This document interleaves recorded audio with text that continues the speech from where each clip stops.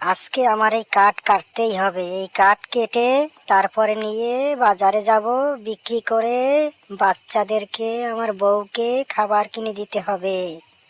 যে কোনোভাবে কাঠ কাটতেই হবে। আমার এমন কোনো মনে হচ্ছে আমার আশেপাশে কেউ আছে। যাই তো কুঠারিটা নিয়ে আসি। কুঠারি ছাড়া গাছ কাটা যাবে না। কুঠারটা থেকে গাছ কাটতে হবে। দেখি ওপাশে একটু ঘুরে দেখতাম। আমার কেন যেন মনে হচ্ছে আমার আশেপাশে কেউ আছে। না, কোথাও তো কেউ নেই।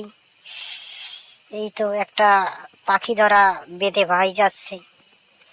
এই ভাইটিও চলে যাচ্ছে, কিন্তু আমার এমন কেন মনে হচ্ছে আরো কেউ আছে আশেপাশে। এই ভাইটিও ঘুরে ফিরে দেখছে। বেঁধে ভাই, এদিকে আসো, যেও না। তুমি কি আশেপাশে কাউকে দেখতে পাচ্ছ? আমার তো মনে হচ্ছে আশেপাশে কেউ আছে, কেউ নজর রাখছে।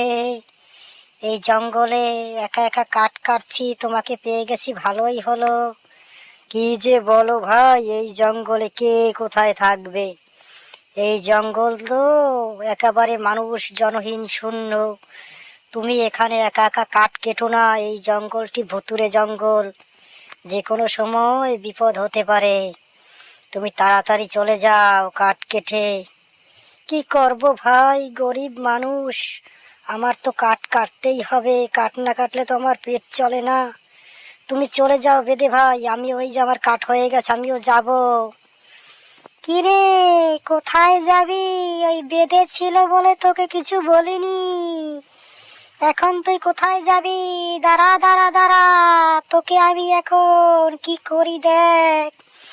তোর কি হাল করি দেখতে থাক। তোর এমন অবস্থা করব।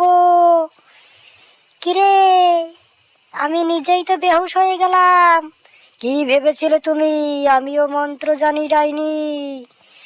আমি একজন ফকির, আমি সাধু বাবার ছেলে। তোমাকে ধরার জন্য আমি ছদ্মবেশে এখানে এসেছিলাম। তুমি শুনেছি অনেক মানুষকে মেরেছো, এই জঙ্গল জনশূন্য করে দিয়েছো। এখন আর ভয়ে কেউ এদিকে আসে না। আজ থেকে এই জঙ্গল ডাইনি মুক্ত হলো।